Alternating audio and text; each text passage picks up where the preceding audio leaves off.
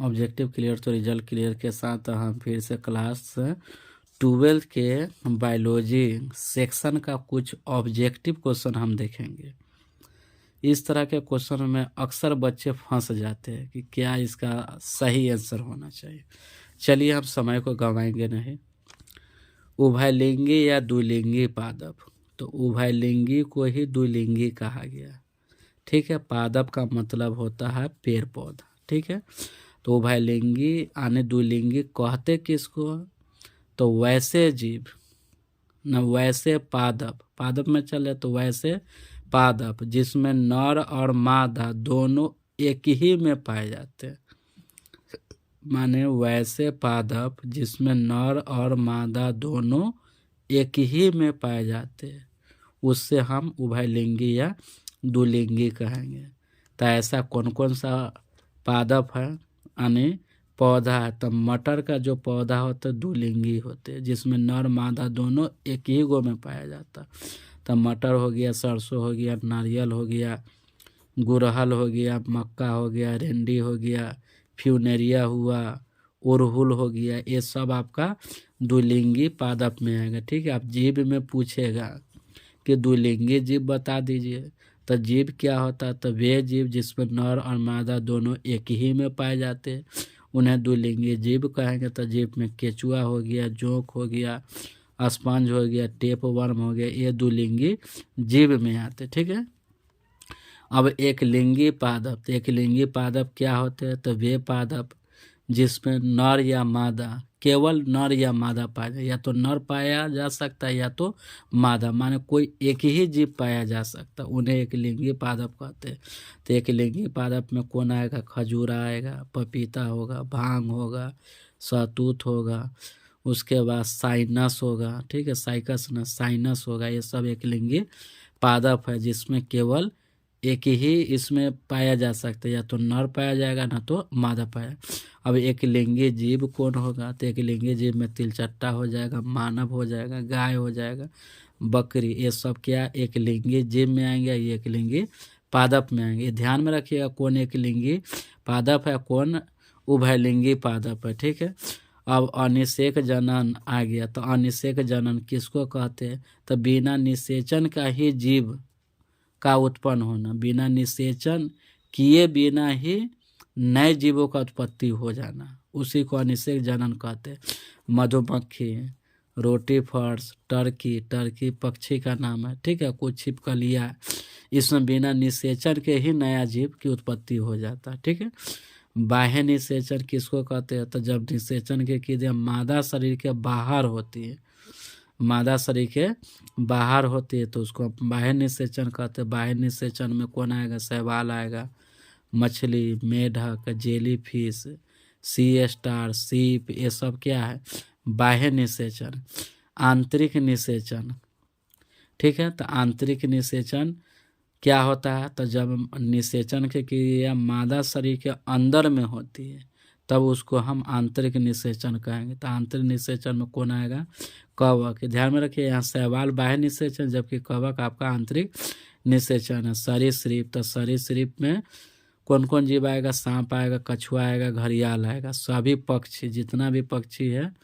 और स्तनधारी जीव, तो स्तनधारी जीव कौन होता है, जो बच्चे को जन्म दे सकता है, जैसे मानव हो गया, गाय हो गया।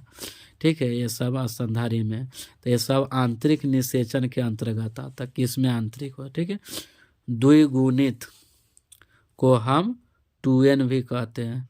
तो द्विगुणित के अंतर्गत कौन कौन आएगा, तो युग्मनज के, युग्मनज क्या होते हैं, तो द्विगुणित होते हैं। अंडाशय क्या होता है, द्विगुणित होते हैं। परागकोश क्या होते हैं, तो द्विगुणित होते हैं। उसके द्वितीयक, केंद्रक, ये सब क्या होते हैं, द्विगुणित होते हैं। तो क्वेश्चन पूछेगा इनमें कौन द्विगुणित नहीं है, तो है कौन कौन, तो ये ध्यान में रखिए, ये सब द्विगुणित है। ठीक है, अगुणित माने सिंगल, तो अगुणित में आएगा युग्मक। तो युग्मक क्या होते हैं, अगुणित होते हैं। अंड हो गया, पराग हो गया, नर युग्मक हो गया, मादा युग्मक हो गया, शैवाल हो गया, कवक हो गया, सब क्या हो गया, अगुणित हो गया। ठीक है, जिसमें सिंगल जीव होते हैं। अनिषेक फलन क्या है, तो वही है बिना निषेचन का ही फल का उत्पत्ति हो जाना, अनिषेक फलन कहलाता है। जैसे अंगूर हुआ, संतरा हो गया, केला हुआ, अनानास हुआ, ये सब क्या है, अनिषेक फलन है जिसमें निषेचन के बिना ही फल का उत्पत्ति हो जाना। तो याद रखिएगा, अनिषेक फलन पूछता है कि इसमें अनिषेक फलन कौन नहीं, तो है कौन कौन, तो अंगूर, संतरा, केला, अनानास, ये सब अनिषेक फलन। उसके बाद देखिए बीज, चोल या एरिल।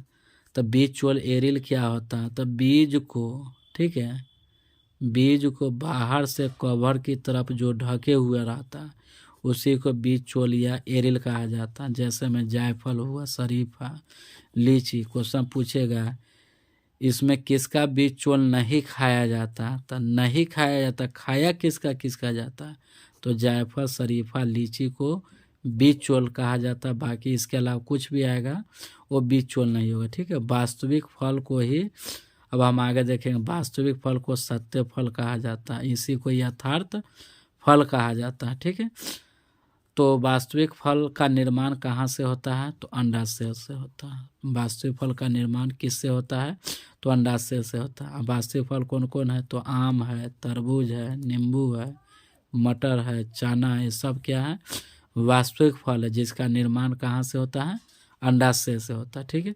आभासी फल को कूट फल भी कहा जाता है और असत्य फल भी कहा जाता है। तो आभासी फल कहिए या कूट फल कहिए या असत्य फल कहिए। ठीक है, तो आभासी फल, कूट फल, असत्य फल का निर्माण कहाँ से होता है, तो पुष्पासन से होता है। कहाँ से होता है, पुष्पासन। और आभासी फल कौन कौन है, तो सेब है, काजू, अखरोट है और स्ट्रॉबेरी। तो क्वेश्चन कभी ऐसे भी पूछ सकता है कि किसका पुष्पासन खाया जाता है, तो पुष्पासन खाया जाता है माने सेब का, काजू का, अखरोट का, स्ट्रॉबेरी का। ठीक है, माने सेब के कौन से भाग को खाया जाता है, पुष्पासन। काजू के कौन से भाग को खाया जाता है, पुष्पासन। ठीक है, कभी कभी इस क्वेश्चन में भी बहुत सारे बच्चा उल्टा पुल्टा इसको टिक मार देते हैं। तो मेंडल के एक संकर क्रॉस के लिए, मेंडल के एक संकर क्रॉस के लिए फिनोटाइप अनुपात होता है 3:1। फिनोटाइप अनुपात होता है 3:1 और जीनोटाइप अनुपात होता है 1:2:1 होता है। आप देखिए ना, दोनों को जोड़िएगा तो 3 कितना होगा, 4, इसको भी जोड़िएगा तो 4। ठीक है, तो मेंडल के एक संकर क्रॉस के लिए फिनोटाइप अनुपात क्या होता है, 3:1। आप फिनोटाइप अनुपात का योग पूछेगा तो क्या होगा, 4। अब मेंडल के एक संकर क्रॉस के लिए जीनोटाइप अनुपात क्या होता है, तो 1:2:1 होता है। इनका योग क्या होता है, 4। आप क्वेश्चन पूछेगा मेंडल के द्विसंकर क्रॉस के लिए फिनोटाइप अनुपात क्या होता है, तो द्विसंकर क्रॉस के लिए फिनोटाइप अनुपात होता है 9:3:3:1। इस सबको जोड़िएगा तो 16 आएगा। तो मेंडल के द्विसंकर क्रॉस के लिए फिनोटाइप अनुपात क्या होता है, 9:3:3:1 होता है और इनका योग क्या होता है, 16। और इसके जीनोटाइप अनुपात क्या होता है, तो 1:2:1। अभी तीनों को दुगुना किया गया था, 2:4 होगा। फिर यही बात को उतार दिया गया, सबको जोड़िएगा तो इसका भी आएगा 16 आएगा। ठीक है, शुद्ध लंबा पौधा क्या होता है, तो दोनों कैपिटल में होगा। शुद्ध लंबा पौधा अगर कैपिटल में है तो समझिए कि लंबा पौधा को दर्शा रहा है। अगर दोनों स्मॉल में दिया है तो समझिएगा बौना पौधा को दर्शा रहा है।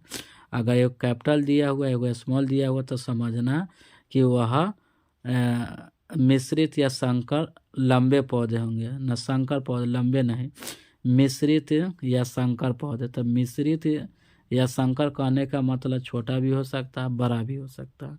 ठीक है, इस तरह का भी क्वेश्चन बहुत सारे स्टूडेंट फंसते हैं। ए बी रुधिर वर्ग को, तो ए बी रुधिर वर्ग को क्या कहा जाता है, सर्व प्राप्तकर्ता या सर्वग्राही कहा जाता है। ए बी रुधिर वर्ग को सर्व प्राप्तकर्ता या सर्वग्राही कहा जाता है। ठीक है, सर्वग्राही का मतलब सबसे ब्लड ले लेना, सर्व प्राप्त का मतलब ये होता है सबसे ब्लड। और ए बी रुधिर वर्ग में एंटीजन पाए जाते हैं। क्या पाए जाते हैं, एंटीजन पाए जाते हैं। क्वेश्चन पूछेगा कि ए बी रुधिर वर्ग में क्या उपस्थित होता है, तो एंटीजन उपस्थित होता है, जबकि एंटीबॉडी अनुपस्थित। एंटीबॉडी ओ रुधिर वर्ग में पाए, तो ओ रुधिर वर्ग को सर्वदाता कहा जाता है, जो कि सभी को ब्लड दे सकता है। ठीक है, और ए बी को सर्वग्राही यानी सर्व प्राप्तकर्ता कहा जाता है, जो सभी से रुधिर को प्राप्त कर सकता है। और ओ रुधिर वर्ग में एंटीबॉडीज पाए जाते हैं, जबकि ए बी में एंटीजन पाए जाते हैं। ठीक है, ध्यान में रखिएगा। डाउन सिंड्रोम क्या होता है, तो एक गुणसूत्रों में वृद्धि का हो जाना, गुणसूत्रों में एक की वृद्धि का हो जाना, उसी को डाउन सिंड्रोम कहते हैं। और इसमें 2n+1 का स्वरूप पाया जाता है। डाउन सिंड्रोम में 2n+1 का स्वरूप पाया जाता है, ठीक है। 2n+1 को ट्राइसोमी कहा जाता है, ठीक है। और डाउन सिंड्रोम में गुणसूत्रों की संख्या कितनी होती है? 47 होती है। और डाउन सिंड्रोम के कारण बच्चे मंदबुद्धि के हो जाते हैं या मंगोलियन हो जाते हैं। मंगोलियन का मतलब छोटा कद का होना, ठीक है। डाउन सिंड्रोम में क्या होता है? तो गुणसूत्रों में एक की वृद्धि हो जाने के कारण, ठीक है, जो विकार उत्पन्न होता है वो डाउन सिंड्रोम कहते हैं। और इसमें 2n+1 का स्वरूप पाया जाता है जिसे हम ट्राइसोमी कहते हैं। और इसमें गुणसूत्रों की संख्या 47 होती है।